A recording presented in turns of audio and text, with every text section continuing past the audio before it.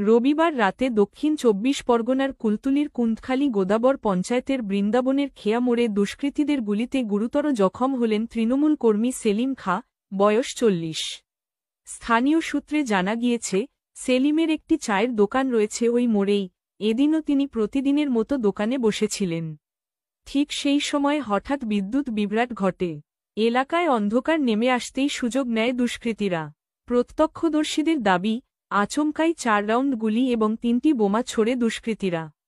তার মধ্যে ২টি গুলি সেলিমের পিঠ ও গালে লাগে।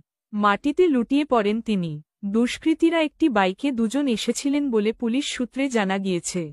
খবর পেয়ে ঘটনাস্থলে যায় পুলিশ। ঘটনাস্থল থেকে আগ্নেয়াস্ত্র ও একটি তাজা বোমা উদ্ধার করে পুলিশ। সেলিমের বাড়ি বকুলতলা থানার বেলে দুর্গানগর পঞ্চায়েতের বুইচবাটি গ্রামে। সে শ্বশুর বাড়িতে থাকত।